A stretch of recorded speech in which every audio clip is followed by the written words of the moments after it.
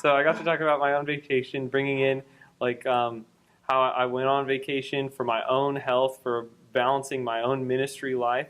My wife and I got in the car and just decided we're going to stop in Assateague for sure, but otherwise we don't have any plans, and we just got in the car and went. As I was preparing, I thought back to that vacation and realized that that was a key thing that I had recently done in my life in order to balance my ministry life, in order to balance my life and to take care of myself. And so along the way, I did a couple hobbies.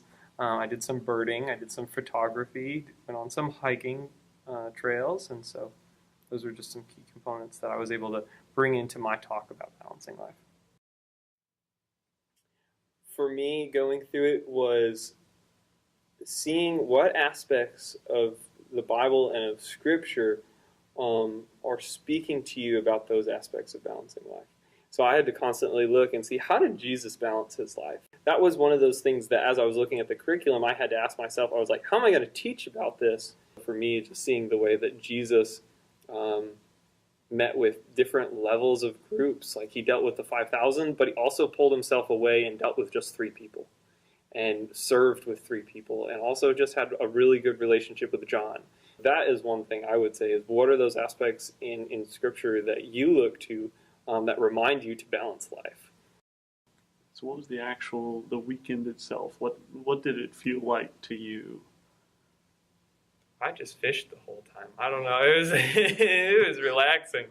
Well, a big part of specifically the talk you were giving is this concept of self-care. Right. Of how do you really nurture yourself? Right. Has any of that stuck with you, or is it no back to the semester? Actually, I didn't get to tell this, and I was like, I'm going to leave this part out. Actually, these last 2 weeks, I worked really hard on bringing together a candlelight vigil for all of our chaplains together to be a part of, related to the Umpqua Community College shooting. As a result of that, I was doing a lot of thinking, a lot of planning and organizing to get everybody together. And we had the vigil on Tuesday, and Wednesday I wasn't feeling so well. And so I actually got shingles as a result of the stress. So I didn't tell anyone. So I got shingles, and so I was like, I need to go back and think about that balancing life thing, that I talked about in September.